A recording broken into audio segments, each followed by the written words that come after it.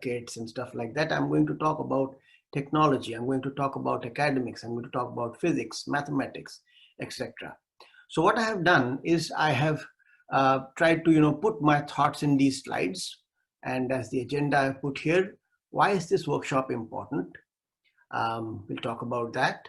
What is the gamma ray spectrum? We've been talking about spectrum and spectrum analysis.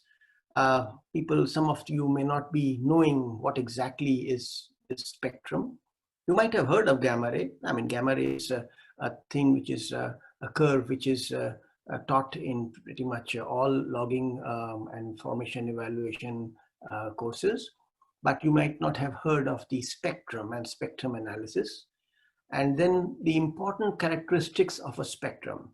We will see that everything has a challenge. In fact, having this spectrum is pretty challenging. How do we address each of these challenges? How do we take care of them? And finally, how do we process this spectrum and get the information that we want from the spectrum? That part, I believe, is something which will be new to all of you, and it is something which is very common these days in the modern wireline industry or the modern formation evaluation, and yet it is not really taught in the university. So you will see it will be a very good building block, a knowledge and foundation for all of you to learn about the basics of spectrum analysis. Today's topic is very simple, but the next session will be slightly more complicated, and naturally the last session will be even more complicated. So anyway, we will learn through the basics, and you will see it is not as bad, and it's actually pretty interesting. And finally, we are going to talk about that how is this spectral gamma analysis useful in formation evaluation. And basically in this section, we will be talking about potassium, uranium, and thorium, the three elements which are used in natural gamma spectroscopy. And we will see how we actually take this information and use it for formation evaluation knowledge. I have in the next session a presentation on elemental analysis, which will be talking about mineralogy. And there we'll be using another type of spectrum. But since most of the basics of the spectrum will remain the same, I had basically designed today's session as the fundamental session, where I will talk mostly about the basics, and then we can take all the things which you have learned from this session and apply them in the next session. So why is this workshop important? As I mentioned, traditional textbooks, they are pretty old, and they talk about very obsolete stuff. I have seen them myself when I was in UPS for 2 years. So that is the reason why I wanted to give something which I know is useful for students, which they will definitely need when they step into the industry, but which is not covered in current texts. So that is the extra information which you will have. And then, as I mentioned here, modern hydrocarbon exploration. It is not as simple anymore. I mean, it is in fact getting more and more complicated. And in fact, with the unconventionals and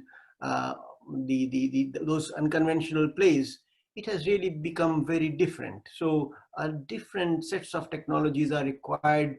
A lot of new things are required, which will probably demand much more from the students. And having that basic knowledge is very important, because once you have the basics clear, you can then apply it to different scenarios. Then, as I mentioned here, luck favors the prepared. Detailed knowledge leads to confidence. Yes, that is true, especially if you are in an interview, applying for a job, applying for a career, and you are asked a question and you can give a very detailed answer which your other friends cannot, then naturally it will be a differentiator. And then finally, a mentor can show the way forward. Students I have seen at that point in the university generally do not know what exactly to do and what to or how to move forward, where to get the information from. So that way, I have kind of volunteered to provide all the information, and I can even give some links later on to the students so that they can go and maybe do a little bit more research and find extra information. That's how you really learn. Okay, so starting with the basics, what exactly is a spectrum? Many of you must have heard the word. Well, it's very simple actually. When a composite is broken into components based on energy. So basically when you have a mix of things and you break them down into its components, you are basically analyzing the spectrum. And the simplest spectrum we have perhaps all come across is that of visible light. When visible light passes through a triangular prism, you must have seen the rainbow colors. It splits into rainbow colors, and that is an example of a continuous spectrum. The reason why it splits into different colors is because each of those colors has a different wavelength, and each of those colors have a different speed of light inside the glass material of the prism. That's why the angle at which it bends is different, the refractive angle is different, and that's what splits the composite white spectrum or white light into its rainbow colors. And then of course, when you look at every color, you can do a little bit more analysis. For example, red colors are generally considered more of heating type. We call them infrared, towards the red, and ultraviolet is more of the high energy type, etc. Now, spectrums can be of various types. The example which we have just mentioned is that of a continuous spectrum, but it could be discrete also. Then there could be emission spectrums. For example, I think the easiest example I can think of is that in schools, we used to do this test. Like for example, if you want to know if the material has copper or not, we used to put it near the Bunsen burner and a green flame used to come out. That would be an example of a emission spectrum. Absorption spectrum also is, I can give you cooling spectrums, whereby when things cool, they give out energy in a particular wavelength. So there are various types of spectrums, but here we'll be talking about gamma ray spectrums. So what exactly is gamma ray and how do they fit into this? We will now talk about it. Gamma rays, as you know, are the very high end of electromagnetic radiation. Visible light forms a little bit, if you see on the top, on the top picture, the graphic, visible light is just a small part of the entire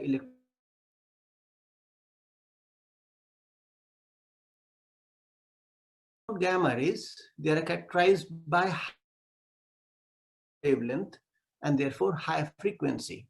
And the energy content is basically given by E is equal to h nu, where h is the Planck's constant and nu is the frequency.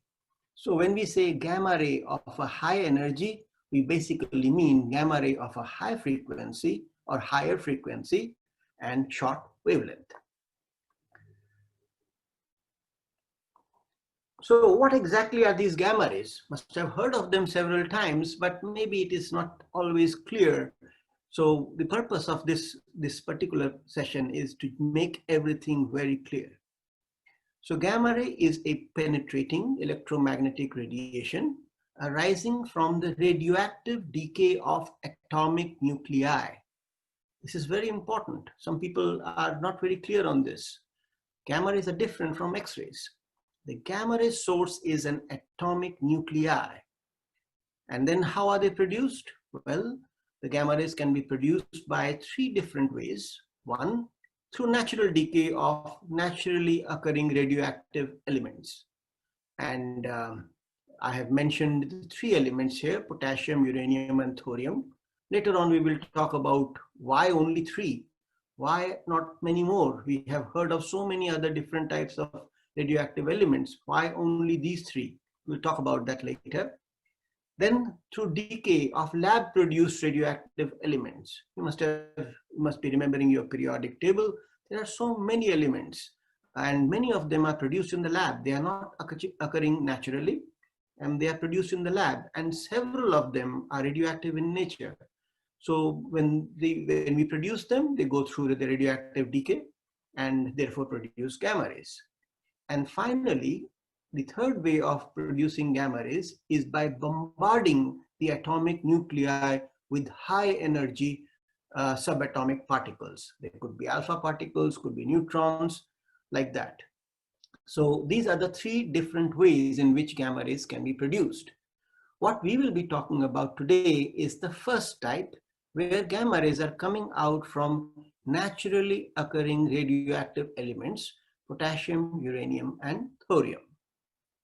Now, gamma rays, the energy range is pretty large. As you must have seen in the previous slide, it covers a pretty wide band. And talking in terms of energies, it is about few hundred kilo electron volts to almost 8 MeV, mega electron volts, which kind of corresponds to 10 to the power 19 hertz to 10 to the power 21 hertz. So very high frequencies. Okay. The energy of the gamma ray is unique to the atomic nucleus. Yeah, this is something which is what makes this whole spectral processing interesting.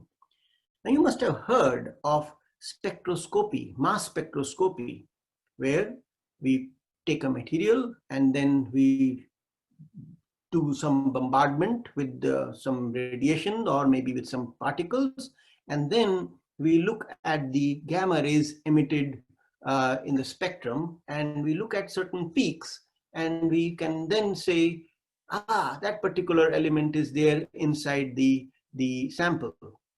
That is exactly, or something like this is what we are going to do too.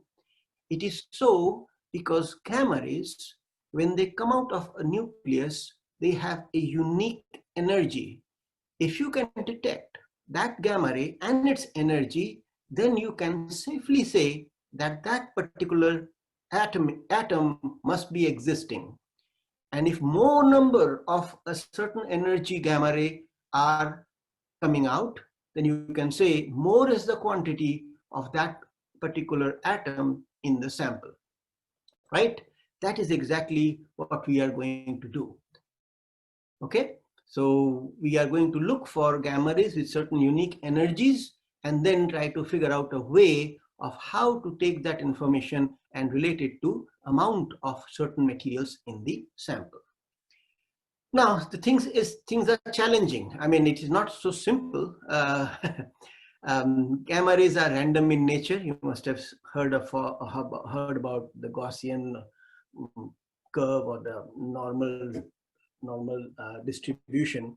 Whenever we look at gamma rays, there is basically, because of its randomness, we have to kind of use the various types of statistical elements in the processing. So anyway, we'll come to all that. I mean, I've tried to reduce as much physics and as much maths as possible and try to keep it very simple so that people can understand the basics, and then we can talk later on into details if required.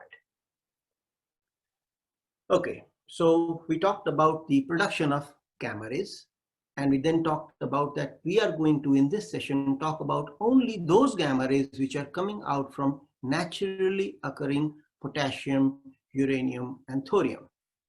Now let's say potassium, uranium, and thorium are available in some sedimentary rock or some sedimentary formation, and we have a gamma ray tool which is trying to detect them. But before that gamma ray can travel through the matter and get detected by the gamma ray tool, it will probably pass through lots of matter. And when gamma rays pass through matter, there are several types of interactions.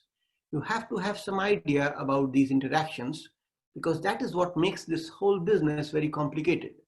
Had there been no interactions, and it would have been very simple to simply detect the gamma ray and say, that particular element exists.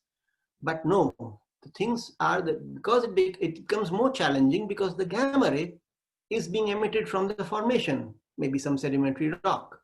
But before it reaches the gamma ray tool, it has to pass through the rock, it has to pass through mud cake, it has to pass through mud, it has to pass through the tool body, which is usually made of steel or some other material, etc. It has to pass through a number of matters different types of matter, and then it reaches the detector.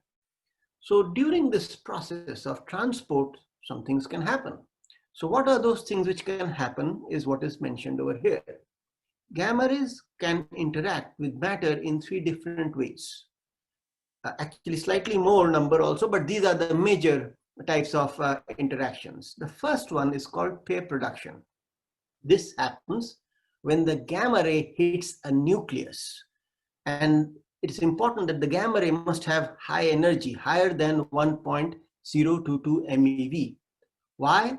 Because when it hits a nucleus pretty much bang on, then the gamma ray disappears, and then excited nucleus, which absorbs the energy of the gamma ray, in order to get back to its stable state, shoots out an electron and positron pair.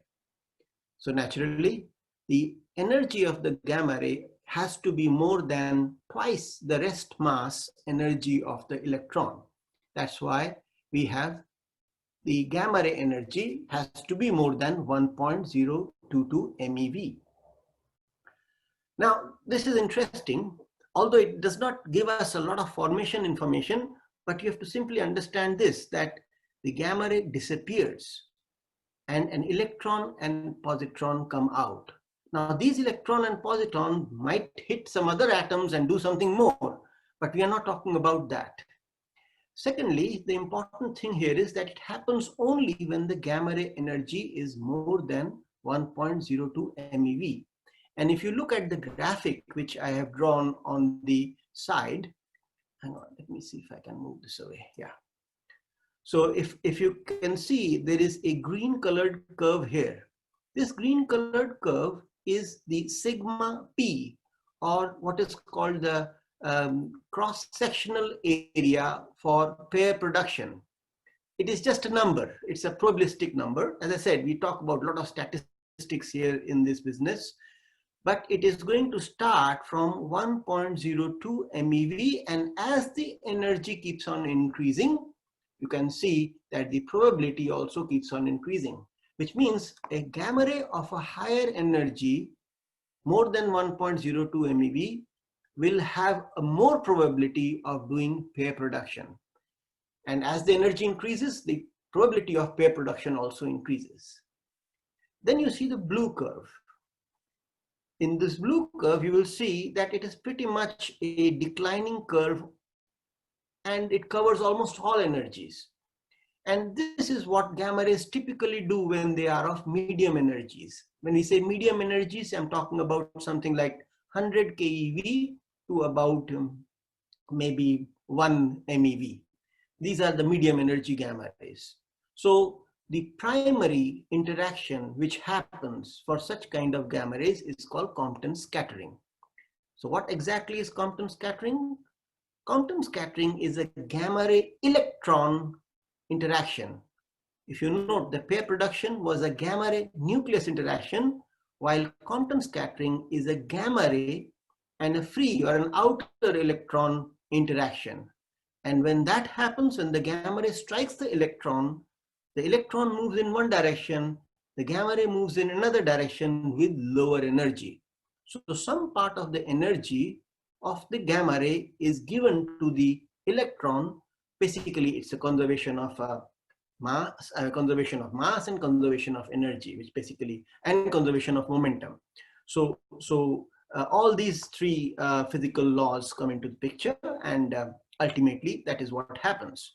So the gamma ray's energy becomes less after the Compton scattering. Okay. So one would imagine that, okay, if the gamma ray has started from the rock and is traveling towards the gamma ray tool, but in between it comes and hits some matter and goes through Compton scattering, then what happens? Well, the gamma ray's energy becomes lesser. And then if it hits more electrons, it becomes even lesser. So this is something interesting which you will have to keep in mind, because this is the thing which creates problems for us. Because the gamma ray, which actually gets detected by the detector, is of a much lesser energy. And in the beginning, I told you that our purpose is to find a gamma ray of a certain energy and then use that information to detect certain element. But now I'm telling you that when the gamma ray reaches the detector, its energy could have become lesser than its original energy due to Compton scattering. Finally, the third interaction is called photoelectric effect, where the gamma ray hits the inner electron, a K-shell electron, and then the gamma ray disappears. Energy is provided to the electron. The electron moves up in energy. There are shells and subshells. And then as the electron falls back, it gives out electromagnetic radiation. This is typically what is happening in photoelectric effect. So the important catch here is, in pair production, gamma ray disappears after the interaction. In photoelectric effect, gamma ray disappears after the interaction. In Compton scattering, gamma ray becomes lesser in energy after the interaction. So you will now appreciate what we are going to get into, but keep this important basics in mind.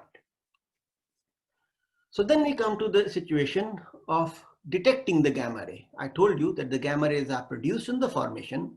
Then I told you that the gamma rays travel through the formation, through the mud, through the whatever matter comes in between, till they reach the detector. So let's understand now, how do we detect the gamma ray? Say about 25 years back, we used to use gas ionization tubes, or they were called the Geiger-Müller tubes. We don't use them anymore. And although there are many different types of detectors, but the most popular and important and versatile detector is the scintillation crystal detector. Scintillation, if you remember, or if you check your dictionary, is basically producing light. Scintillation means producing light. So what is exactly happening here? There is a crystal. This crystal usually is made of sodium iodide, which is the most widely used crystal in the industry. There are many other types of crystals, but 3 of them are the ones which are used in the industry, and out of them, sodium iodide is the most widely used and the cheapest crystal available. So gamma rays are detected by this crystal. This is the sensor. Okay, how they get detected, etc., and what do we do, that part will come to a little bit later.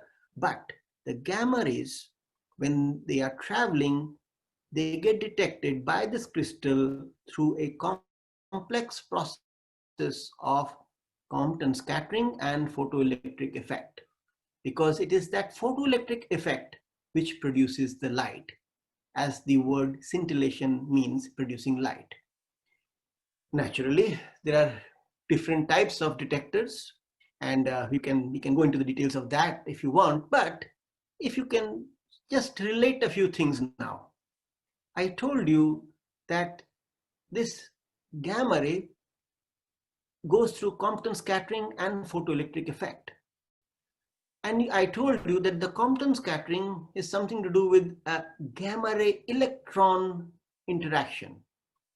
So naturally, if you want to improve the probability of a gamma ray getting detected by the crystal, you would like to have more electrons available. When gamma rays pass through a crystal, almost 98% of the gamma rays just pass through the crystal.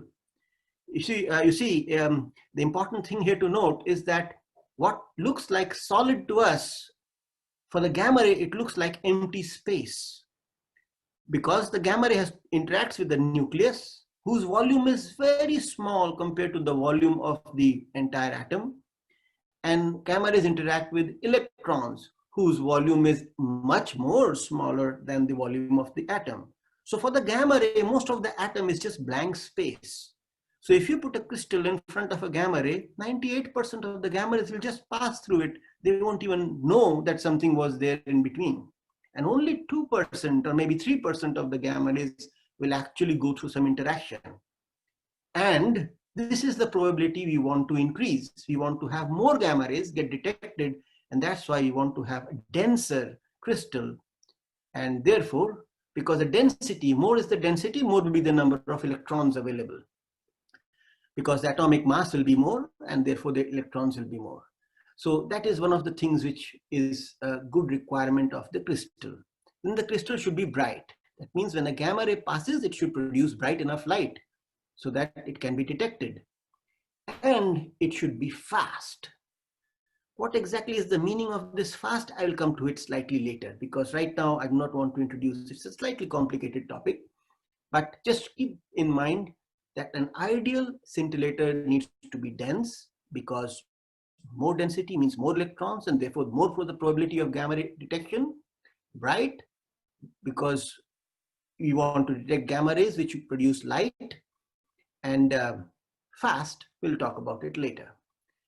Then this crystal, which just produces light, then what do we do with that? We attach this crystal to what is called a photomultiplier tube. And if you see here in the slide, on the left side is a crystal. This is a sodium iodide crystal. It's very clear. I mean, if you look at it from one end, you can see through it. It's just like clean glass. And on the right hand side is a photomultiplier tube, which is just like a vacuum tube, bigger size vacuum tube. As the name suggests, photomultiplier tube. Naturally, you can imagine what it does. It multiplies light. So how does it do that? Well, this is what happens. And this is what I have mentioned in these slides here in detail so that you know exactly how these things work. Gamma ray falls on the scintillation crystal. Okay, it falls on the scintillation crystals, produces light or photons. This crystal is optically coupled to a photomultiplier tube using an optical grease, and this photon is made to fall on a photocathode. This black colored thing here is a photocathode. That means when light falls on it, it produces electrons. Okay, so what we do here is we produce electrons based on, let's say, 1 electron for 1 photon of light. Now, if you watch this photomultiplier tube, you notice that it has got high voltage, positive high voltage, being applied successively to a number of anodes. These successive anodes are called dionodes. And the way they work is that when the electron is produced over here, electron being negatively charged, is attracted by the first anode because it's positively charged. So as the electron starts traveling towards the anode, it gets accelerated and it hits this anode with very high speed, I mean kinetic energy. That kinetic energy then knocks off many electrons from the anode itself. And those electrons are then attracted to the next anode, the second one here. And when they are accelerated, they come and hit this anode with high speed, and their kinetic energy brings out more electrons. This is called secondary emission. And this way, through successive movement of electrons through these successive anodes or dionodes, ultimately what happens here is at the last anode, a huge bunch of electrons reach the last anode. So in general, you can keep in mind as a thumb rule, for 1 electron which comes out from the photocathode, you receive almost 1,000,000 electrons and the last anode. So the multiplying effect is like million. Okay, then I need to also mention something which is, you'll notice here, I have written here sodium iodide with thallium activator. Sodium iodide is the scintillation crystal, but a pure crystal is not very efficient.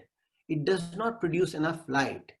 So what we do, we introduce an impurity called an activator. And typically in this kind of a crystal, we use thallium. So we introduce thallium impurity inside the crystal, and this thallium, it kind of, modifies the electron band between the different shells. And it instead of having only one band between the K, L, and M shells, etc., like that, it introduces multiple bands. So it basically allows the electrons to go through multiple levels of jumping in energy. This is what increases the efficiency of the crystal. So When the gamma ray falls, depending on the energy of the gamma ray, certain number of photons are released. A higher energy gamma ray produces more light, more photons. Lower energy gamma ray produces less light, lesser number of photons. Those photons hit the photocathode, produce electrons. Those electrons are then multiplied, and finally a multiplied number, usually by million, is available at the last anode. Okay. Now, so what happens is that when these electrons reach the last anode, since all the electrons are negatively charged, they create a small negative pulse on the positive anode. And that negative pulse is the one, the electrical signal that we call as gamma ray detected. All right.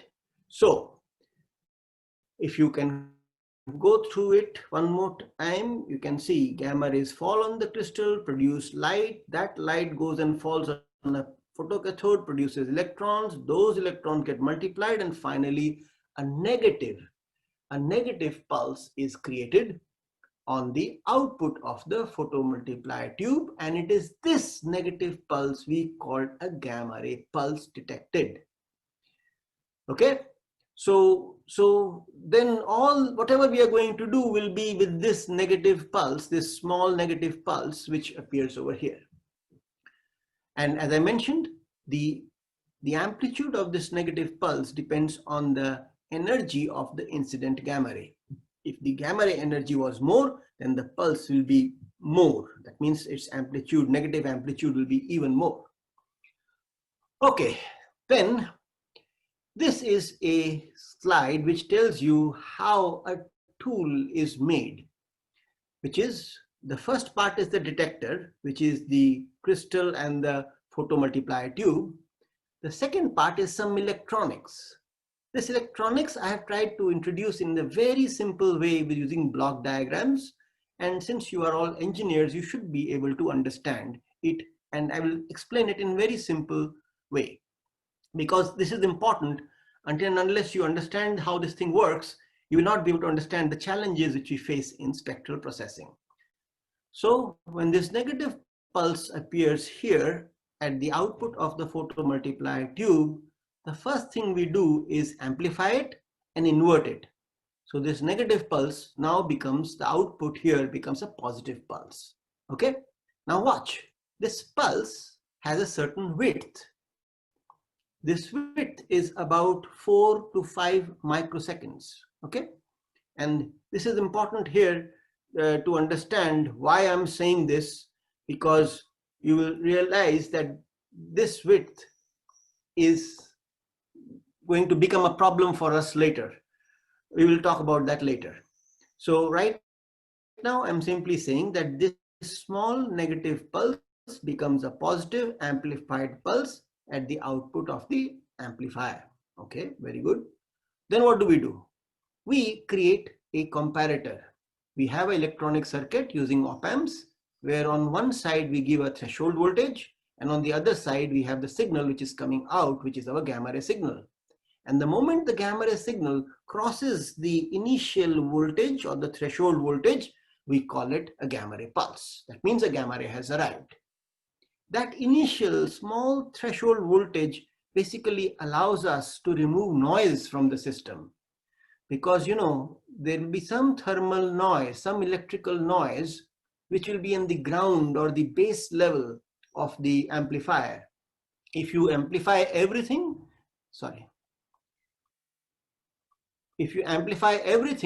then you will be amplifying noise also, and that will give you spurious result. So you want to amplify only the genuinely detected gamma ray pulses, and to do that, you discriminate them by using a threshold value. So that threshold value you set, and now only a true gamma ray comes and gets detected. But the important thing here is that after it gets detected, the original value of amplitude of this pulse gets removed, and all you get is a digital value, which is like a yes or a no. Gamma ray arrived or didn't arrive. So this is important for you to know, because at this point, the original value of energy information is lost. So in a standard normal gamma ray tool, it does not have the ability to do spectrum because the amplitude information or the energy information is lost. And all you detect is whether a gamma ray came or not. And then what you do, you just count the number of gamma rays, and based on something called counts per second or CPS. Okay, you have CPS or counts per second, which you send to the surface computer, and from there you get a gamma ray log. You basically calibrate the CPS to a gamma ray standard, and you get a gamma ray log. That log you present, and that is what you see, and that is what you evaluate during your formation evaluation. And this is the background of how it actually arrives. Now this part is pretty simple to understand. Then on this side, there is something interesting. I have shown a circuit of high voltage. Why is that important? Although there are two circuits shown here, I would like you to concentrate on the one which is the dashed line, the positive high voltage regulator, the dashed line. Okay, so imagine what can happen. This high voltage is usually around 1200 to 1500 volts. So it's 1.2 kilovolts to 1.5 kilovolts for the usual photomultiplier tubes used in the industry. So it's pretty high. But the important thing is that it needs to remain steady. If the high voltage changes, then that can create a problem for us. Why? Because you saw that these electrons are getting amplified by the voltage which is causing the acceleration of the electron. If the voltage increases, the electrons will get accelerated more, and therefore when they hit the diodes, they will produce more electrons. So a higher high voltage will be increasing the amplitude of the pulse. And I told you the amplitude of the pulse contains the information of the energy of the gamma ray. So what is important for you to know is that in order for this pulse to continue to tell us the energy of the gamma ray, the high voltage needs to be steady. Because if it is not steady, if it starts increasing, it will artificially create higher voltages, or if it starts reducing, it will artificially create lower voltages, which will then cause problems for us because we will lose or start losing the information of the energy of the gamma ray. So this is the thing which I wanted you to grab from this particular slide. Having said all that, now let's go to the next generation tool, which is the spectral tool, and how we actually create a spectrum. So as you now know what is a spectrum, spectrum basically means that you are sorting the gamma rays. So the initial part of the tool is the same. You see, it's got sodium iodide crystal, photomultiplier tube, high voltage, same preamplifier inverter, etc. And again here, the gamma ray which comes here at the photomultiplier tube is the same negative energy. And after the first preamplifier, it becomes positive, and it has the positive and amplified, and it has a threshold. But certain other things are shown over here. So let's understand what exactly happens here. In a spectral tool, our objective is to capture the energy of the gamma ray. That means we want to measure the amplitude, the peak amplitude of this pulse, because we know that the peak amplitude of this pulse is related to the energy of the gamma ray. So you want to measure it and then sort it. So imagine it is something like, when we play cards. Let's say you have a bunch of shuffled cards, and then your objective is to take out one card, look at its value, and place it in that slot. Let's say in front of you, you have put different cards starting from 1, 2, 3, 4, 5, 6 to all the way to K. And then you take out one card, look at its value, and then place it in its particular slot. Let's say the first card was 5, so you place it in 5. The second card happens to be J, so you place it at J. The third card happens to be, say, 3, you place it at 3, like that. So same thing is what we are going to do here. As gamma rays keep on coming and get detected through the crystal, through the PMT, gamma ray pulses will keep on coming over here. And our objective is to measure that energy and then count that particular gamma ray up by 1. So now you see what is happening here. The moment the gamma ray crosses a threshold, again the threshold is there to remove noise, we call a signal called trigger. That trigger is sent to a control timer. So at this point where the blue curve is crossing the red curve, a trigger is generated. And it tells the control timer that, hey, a gamma ray is coming. So what the control timer does, it has got two blocks here. One is called sample and hold, and the other is called ADC. So it basically tells the sample and hold that start sampling. So what happens, this particular circuit starts sampling the signal which is appearing at its input. When you say sampling, it simply means tracking the same signal. That means output is equal to input. So as long as the gamma ray pulse keeps on rising, the output of the sample and hold is equal to the input. So that will also keep on rising. But the moment the pulse changes direction and starts decreasing, then it becomes hold. And this circuit holds that particular signal. And as you can see, the output then converts into hold. That means the peak value of this pulse is kept here as hold. And then the control timer tells this ADC to convert it into a digital number. So the value which was present here becomes a digital number over here. So let's assume for a moment that this value was 1 volt, and corresponding to that, the output of the ADC was 100. So the 100 will appear over here on the address bus, okay, of the memory. And the 100th location, as you can see in memory, there are different locations shown over here. And the 100th location, some value will be already there. So this particular circuit called read, increment, write, what will it do?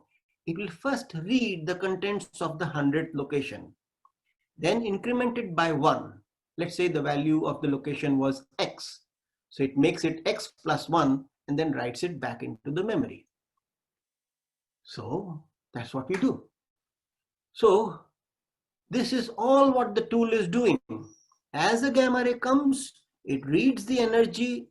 It keeps on tracking the peak value. The peak value is converted to a binary number. That binary number becomes the address of a memory. The read, increment, write circuit reads the contents, increments it by 1, and then writes it back.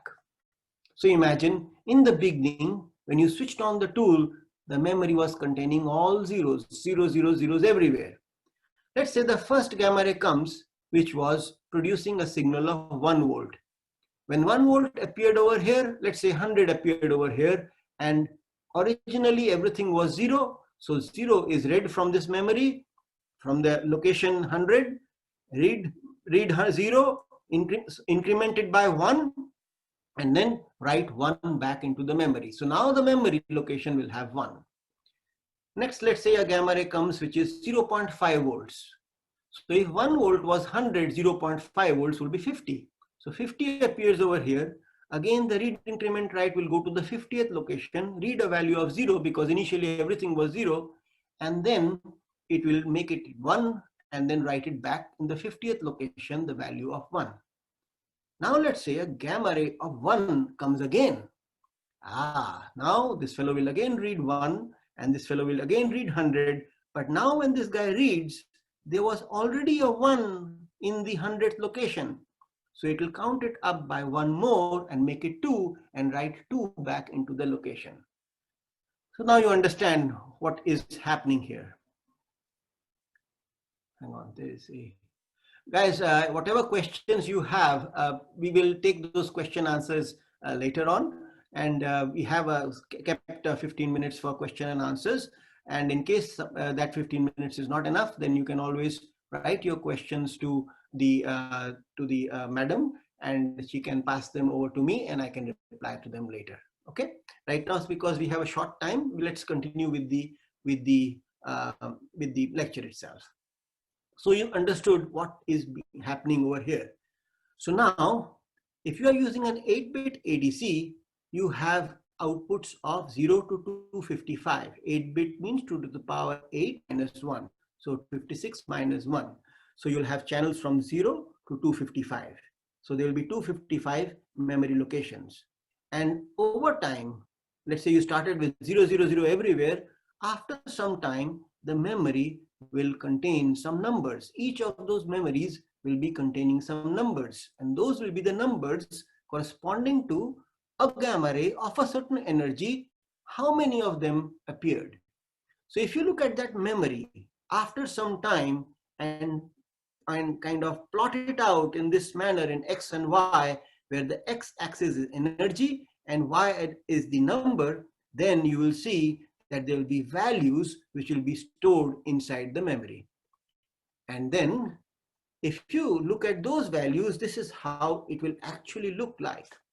And then you basically take a line and you just join the tops of each one of these histograms and you will get a spectrum.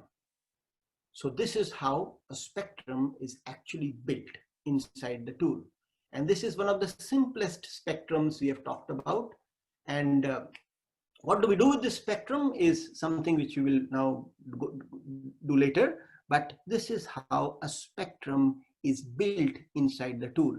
And then after a certain amount of time, we take the spectrum from the tool and send the entire spectrum to the surface.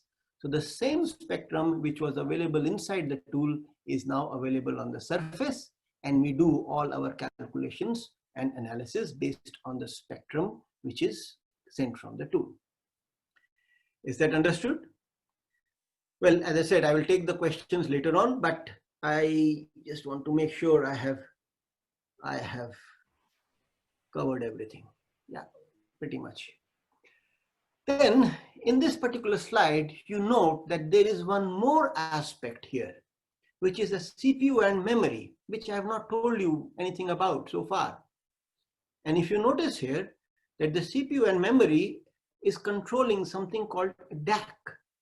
A DAC is a digital to analog converter. Just like ADC is an analog to digital converter, a DAC, you give it some digital binary input and it will give you an analog voltage output. So here you notice that the DAC is controlling the high voltage. That means if I want to increase the high voltage, I will produce a higher number over here, which will give a higher voltage over here and will increase the high voltage. If I want to reduce the high voltage, I adjust the value of this DAC and will reduce the high voltage to a certain value. So basically what you are seeing here is a feedback mechanism, a mechanism that has been intentionally put inside the tool that can control the high voltage. Okay, so you'll wonder, why do we need to control the high voltage? So let's look at this. This is a spectrum which you have just built based on the logic I have explained to you, that one by one gamma rays come, one by one you measure them, you go to the address of the memory and you take the counts and you increase them by 1 and you write it back in the memory. After a certain amount of time, usually say 250 milliseconds or 500 milliseconds, you just take a dump of the entire spectrum and you send that entire spectrum to the surface. But you watch here, the spectrum has some typical shape. As you can see, as the energy keeps on increasing, the number of counts keep on decreasing. And vice versa, as the energy keeps on reducing, the number of counts become more. Okay, that is expected because higher energy gamma rays will go through Compton scattering and produce lower energy gamma rays. Okay, so therefore the chances are that there will be more lower energy gamma rays than higher energy gamma rays. Okay, that's understandable. Then you notice here that this shape is not linear. I mean, it's not like a flat line. It has got some bumps. those bumps are very interesting. Okay, we will talk about those bumps. And then you see on the last channel, there is a very high value, extremely high value. So you'll wonder, why is that? That is because you are measuring, the system has been designed to measure gamma rays from say 60 kilo electron volts to 3 mega electron volts. But in reality, gamma rays can be more than that. Any gamma ray which is more than 3 mega electron volts will get counted in the last channel, because as you saw in the logic which I have used, you are measuring the peak amplitude. If the amplitude becomes more than the highest you can measure, then it will still read the highest. So all the gamma rays which are between say 3 mega electron volts to 8 mega electron volts, that means which are beyond this particular line, will all get counted in the last channel. So the last channel generally has a very high number of counts, but this is an outlier. We should remove this particular last channel from our calculations because it is irrelevant. It does not have the energy information anymore. Okay. Then the other things which you need to know is that the total, I told you already that the gamma rays are random. Okay, so in time they will be occurring anytime possible. So there is a statistical issue with them. And the second thing is the number. In a natural formation like say shale, which usually has high number of gamma rays, a typical tool will produce something like 1,000 counts in 1 second. Now if you sum, and then when you break that 1,000 and you spread it all over 255 different channels, the number of counts in 1 second will be very less. That means each channel will contain hardly 2 or 3 or 4 or 5, maybe maximum. And in fact, the high energy channels may contain even 1 or 2. So it becomes very statistically difficult to understand how to analyze this kind of a number, which is just a few samples. So naturally, in order to make them statistically more correct, you would like to spend more time to collect more samples. And therefore, so that the number of counts in every channel are at least a little bit higher, so that you can reduce the statistical variation and improve your statistical accuracy. This is the real reason why all spectral tools have to be logged very, very slowly. Okay, a normal gamma ray tool will be able to log it pretty fast, like 30 feet per minute. But a spectral gamma ray tool, especially a natural spectral gamma ray tool, will be logged extremely slowly, maybe just 2 or 3 or maybe 4 feet per minute.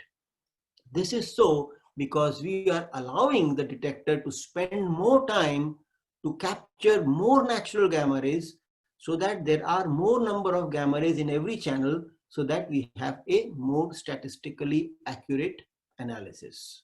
Okay. Then the next part is these peaks. We will see from where the peaks are coming. But now imagine, let's go back to that tool diagram. Let's imagine for a moment that, hang on, let me check. Okay, it's almost half an hour gone. Okay, so you know these wireline tools are put in the formation, and they go inside the well, which is very deep. And as we go deeper, the temperature changes, so the voltage may change. So when the voltage changes, that may shift the spectrum. As I told you, the high voltage here will cause a change in the spectrum, a shifting. If the high voltage increases, it will cause the entire spectrum to move towards right. If the high voltage decreases, it will move the entire spectrum towards the left.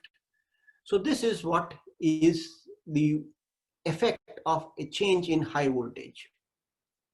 Then we will see what we do. We in order to stabilize this spectrum, we use some kind of channel, okay, and we detect that channel and we adjust the high voltage in real time to keep this spectrum steady, because if the spectrum is not steady, we will not be able to do our analysis. Guys, let me see.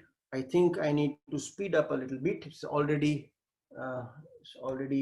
quite some time. I didn't realize that. I should have put a timer over here. Okay, and the other thing which is important is that there should not be any electrical noise on this particular spectrum. It should be smooth. Okay, so these are some of the things which are very particularly of the spectrum.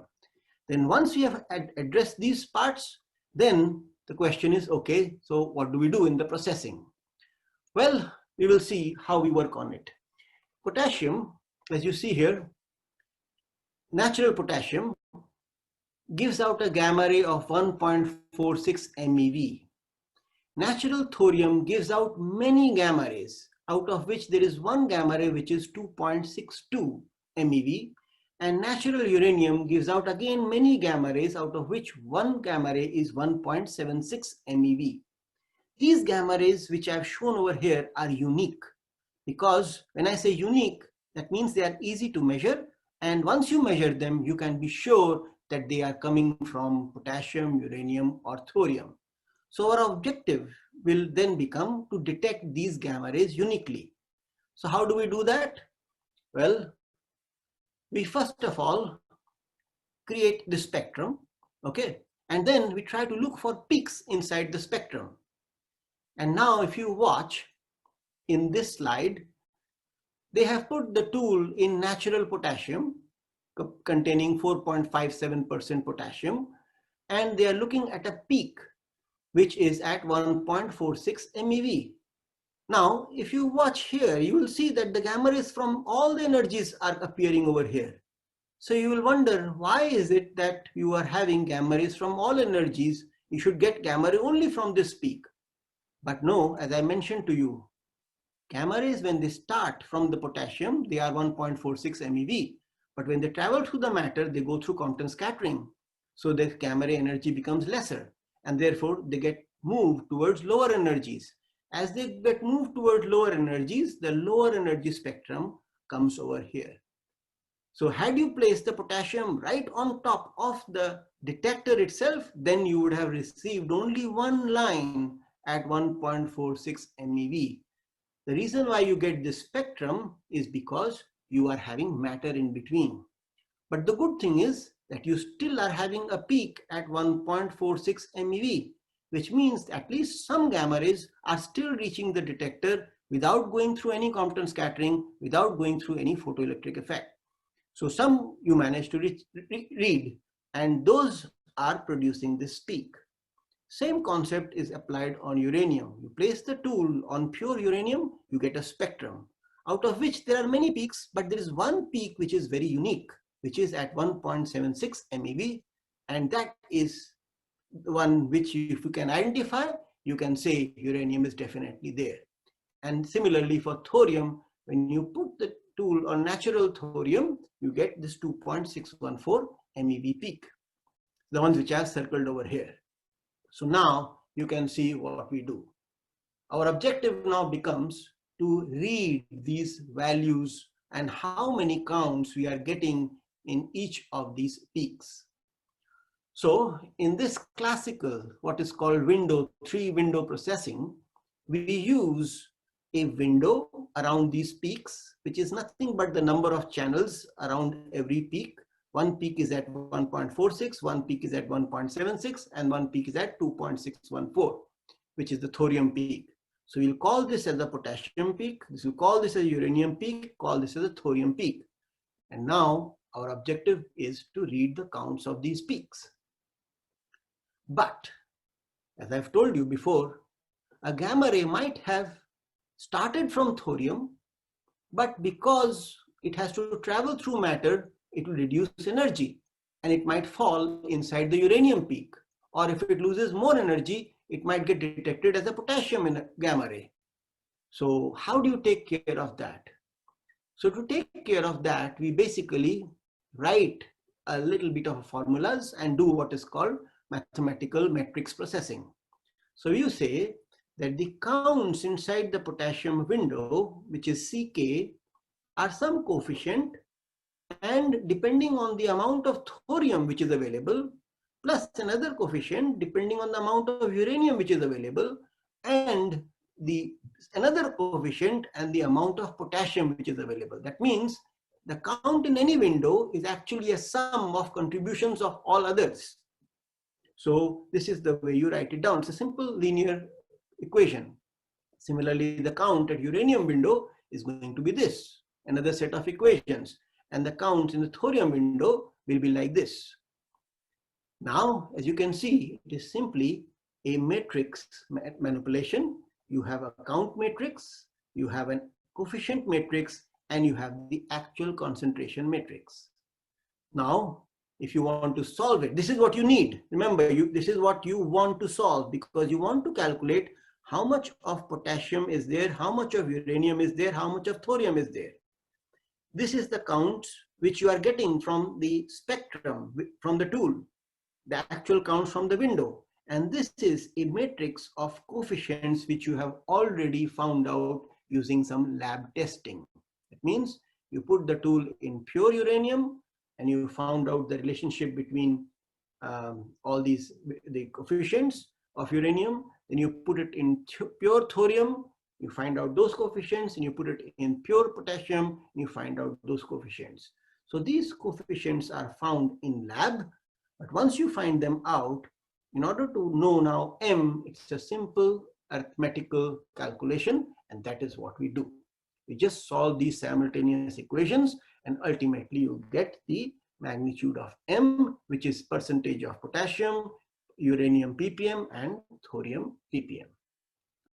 And then we can simply extend the same concept. Instead of just using 3 windows, you can keep on extending the number of windows. And as you can see here, since now better and better electronics is available, more processing power is available, you can use the entire spectrum. That means all the 255 channels you can use, or not 255, slightly less than 255, and you can create this particular matrix and then solve for this matrix. So long time back, in the beginning, we used to use only 3 windows. Then Schlumberger came up with 5 windows. Then Halliburton came up with 13 windows. And now almost all the tools which are available are using almost the entire spectrum. So this is the concept which you need to understand. And I hope that was explained here. But this is what we actually do. Once we get the potassium, uranium, and thorium counts, then you can basically go through a filtering process and you give these curves as the output of the system. All right. What I'm going to do is I'm going to go through this particular, I'll see if there's anything else I have. Yeah, there's one thing I should have talked about is fast, but anyway, we are short of time.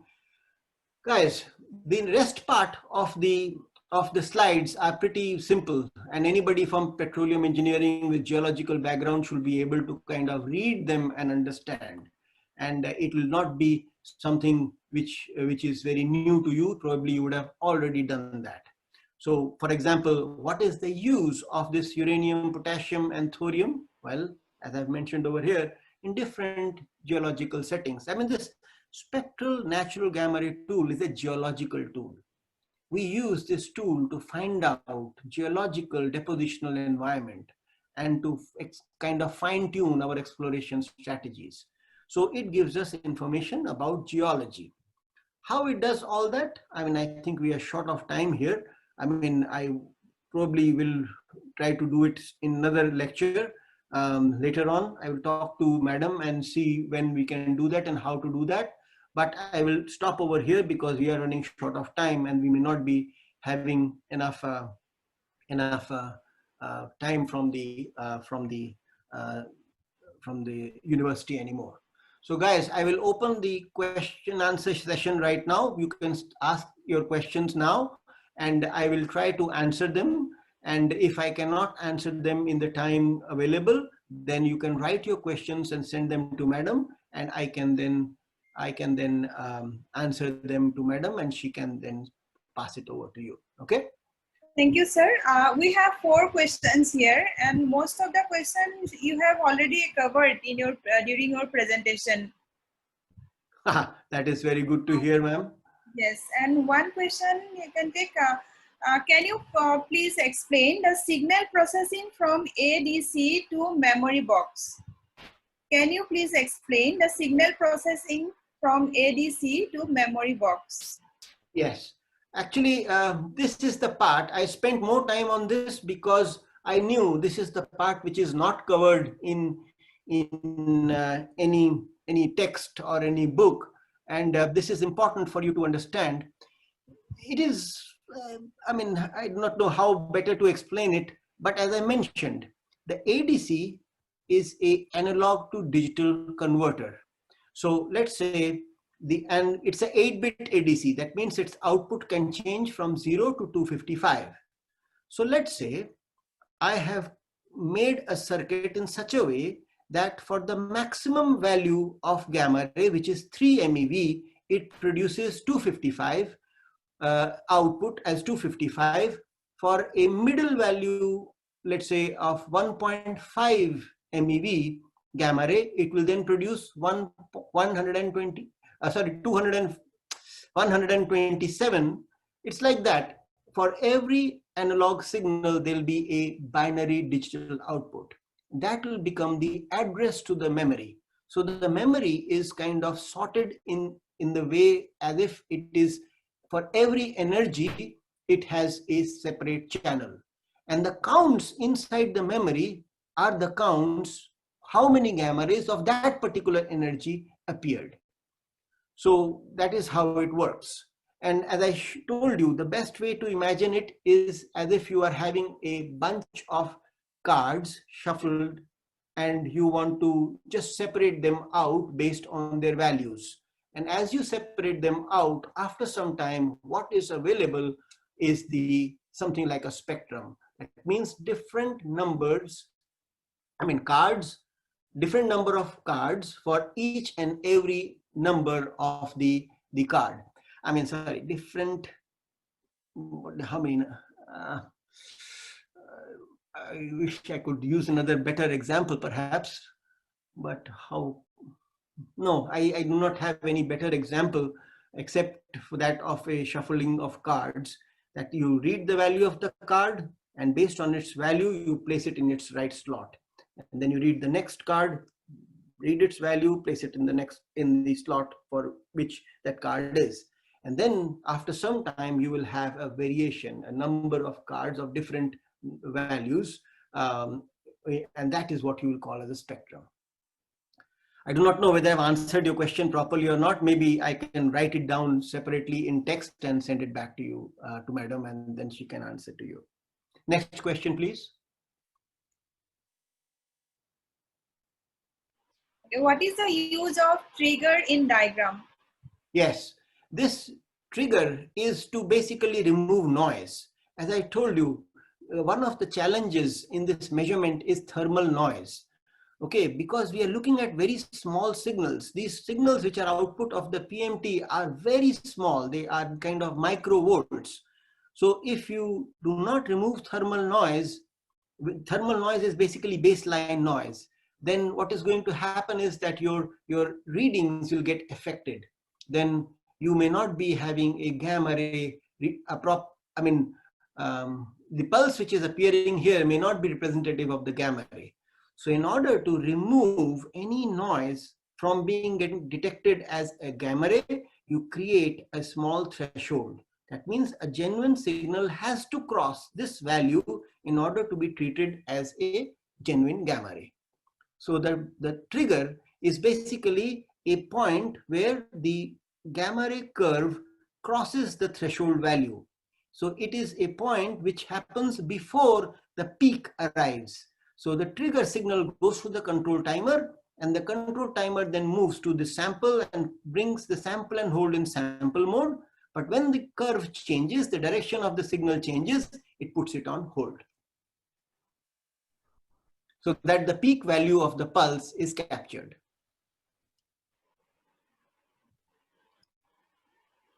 And next question, ma'am.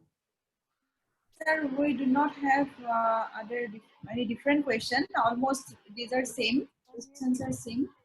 Yes, just now I got one question. Why an ideal scintillator have to be fast? नहीं ये सब लोग PPT मांग रहे हैं ना Yeah. Look, I can explain this sir can depending on how much time is available and how much patience you have. Mail करेंगे सारे पार्टिसिपेंट्स को Okay, so yes, I did mention to you that this needs to be fast. An ideal scintillator needs to be fast. If you have time available, then maybe I can go through some more details. Now watch this particular pulse, okay? I told you this pulse is 5 microseconds wide. What does this mean? This means that for 5 microseconds, you cannot detect any other gamma ray. Try to think of it like this, that if the next gamma ray comes within this 5 microseconds, you will not be able to detect it, and that gamma ray will be lost. So this particular pulse, which is 5 microseconds wide, needs to be sharper, needs to be 2 microseconds wide, or maybe 3 microseconds wide, because when the pulse becomes too wide, it is not allowing you to detect more pulses. And remember, we are going to have counts per second. So let's say there are 100 counts per second. Let's say, assume for a moment 100 counts per second. And each count is causing the pulse to be 5 microsecond. That means for 100 counts, if you multiply it by 5, 500 microseconds time was not available for counting. Because once a pulse comes, you cannot count any other pulse. So this is going to create a problem for you. If this pulse becomes wider, that means your system is slower. And therefore, when more pulses come, your chances of losing the pulse increases. But if this pulse is thinner and sharper, which means the system is very fast, then that means when more pulses come in time, you can count them all without losing any pulse. I'm not sure whether you have understood it or not, but this is the reason why the system needs to be fast. Thank you, sir. Hope they Huh? have understood. I hope they have understood. And if they have more questions, then they can write email to me, or they can write to the student coordinators, SPE Yes. coordinators. Yes. And sir will be delivering 2 more sessions. Yes, I will cover, yes, some of the parts which I have kind of not spent too much time here. I will try to adjust them in the next session. But the basic part was how to build the spectrum and how to analyze the spectrum. That part was, I think, the most important part. And the other parts I can cover easily in the next session also. Thank you so much, sir. Thank you all the participants, and it was really a very wonderful presentation. And these few things are very difficult to get in books also, and sir explained it very nicely and in a very simple manner. And I hope students have understood, and this will be really beneficial for all the students. Yes, and that was the reason. I know that these kind of things are not explained anywhere. And when you go to the industry, you will be coming across not just one tool, so many types of tools. There will be the Schlumberger tools, Baker tools, Halliburton tools, so many of them, and you will not know, and nobody will even explain to you. So once you understand the basics, then you will see, you will be able to quickly understand a particular tool and be able to understand how it actually computes. In the next session, which is a slightly more advanced session, I will try to cover up some of the things which I have missed over here, and we will cover up for that also. Okay. Okay. Thank you, sir. I think we should conclude right now, and we'll see you in the next session.